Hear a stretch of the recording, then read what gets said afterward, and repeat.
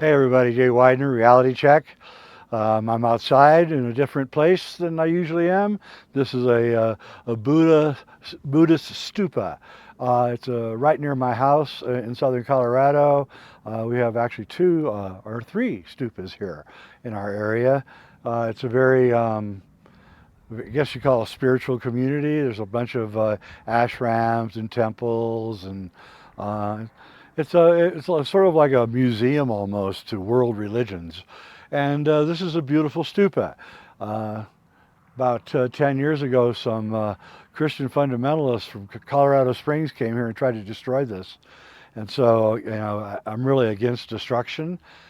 Like I'm against the people that I'm against the people that destroyed the Georgia Guidestones. But anyway, what I want to talk about today is Buddha. I'm not a Buddhist, although I did study Buddhism. Back in my youth, I was tried to be a Zen master for a while. It was rather amusing.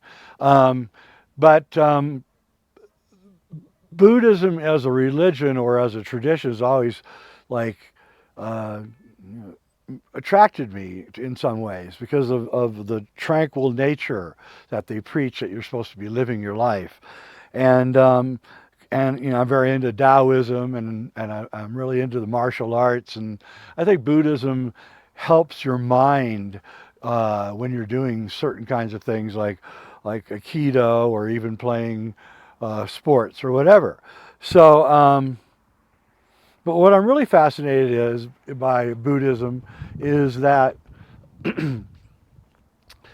according to the people that I follow on the Yuga system, we entered the Kali Yuga in 3113 BC, about 5,000 years ago, and we and so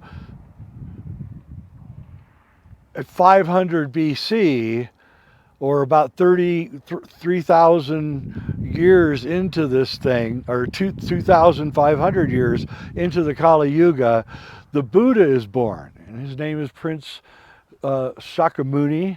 And he lives in a very traditional Hindu place, a palace, and he's very well protected. And his family essentially, like I always say, you can make your home into a golden age, even in the Kali Yuga. And that's what they had done. They had made their home, their palace, into a golden age. Uh, and they kept the Kali Yuga at bay, you might say. And so Prince Shakyamuni grew up in a very limited life. And he had servants, and he had food, and he had everything he ever wanted.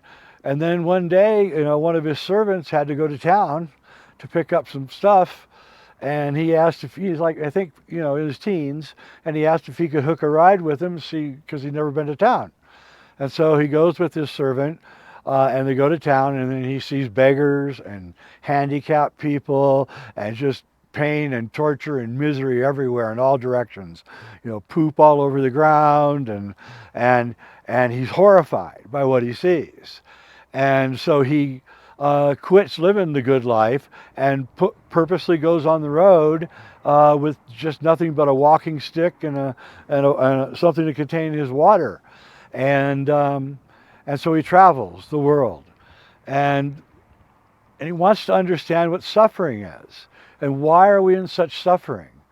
And so he comes up against the Yuga system and learns that we are living in the Kali Yuga and that things were not this bad in the other Yugas, but this Yuga, there's nothing you can do about it. And not content to not do anything about it, the Buddha transfixed himself onto how to solve the problem of being a suffering person inside the Kali Yuga. And so, but he didn't have any solutions. He thought about it, meditated on it. And then one day he was like, tired of hiking and walking the road. So he sat down next to a Bodhi tree and he fell asleep.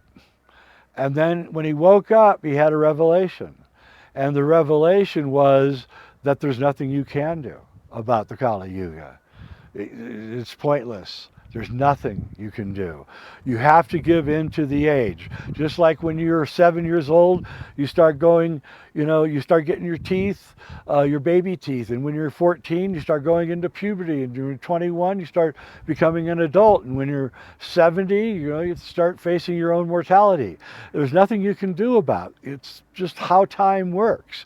And the Buddha came to understand that all of this uh, uh, um, jumping around and praying and dancing and all of that was useless in the Kali Yuga. The only thing that you could do is to sit and be quiet and let the world fall apart around you, essentially.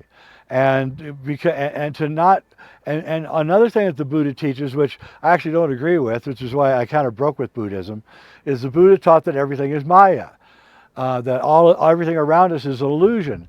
And in some ways, that's true because you're living by your perceptions, and your perceptions can frequently be wrong or forged by something that happened in your childhood or whatever. And I get that part of it, but we're not living in an illusion. Just jump in front of a semi that's doing 70 miles an hour, and you'll find out really quickly that you're not living in an illusion. But so the Buddha brought a very important lesson, the most important lesson in the Kali Yuga. And I don't think it's any accident that 500 years after his birth, we have our own Western version of the Buddha in Christianity. And no doubt, if Jesus truly was alive and preaching what he preached, then he was probably influenced by the many Buddhist missionaries that were sent out from India after the leader of India became converted to Buddhism after killing 50,000 people in a giant battle. So it's very likely that Jesus or the people in Jerusalem were influenced by Buddhist missionaries. We know that they were there in the area, in the Middle East, in Jerusalem. And Jesus' message is just a little bit too close to Buddha for there not to be some kind of connection.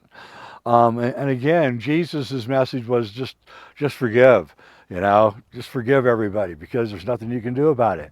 And Jesus was also a prophet of the Kali Yuga, and Buddha and Jesus would never appear in any other age. They could only appear in the Kali Yuga because they're the solvents for the Kali Yuga, and so that's why I'm here at this temple, because Buddhism has a lot to contribute to our own peace of mind and our own well-being.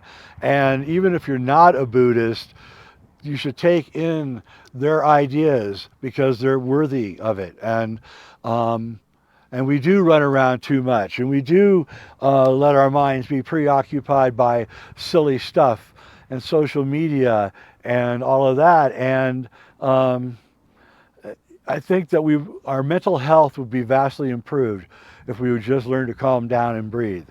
And I think that's the number one message of the Buddha, and why he is still to be revered as a great spiritual leader, even if you're not a Buddhist. So that's it. I'll be taking you guys to other strange and odd places over the next few months, and talking more like this, extremist, how do you say that? Oh, well, off the cuff, we'll say. And I'm Jay Weidner, and this is Reality Check. And thank you for watching. Hit subscribe, like, and all that stuff. And I'll be back with another show.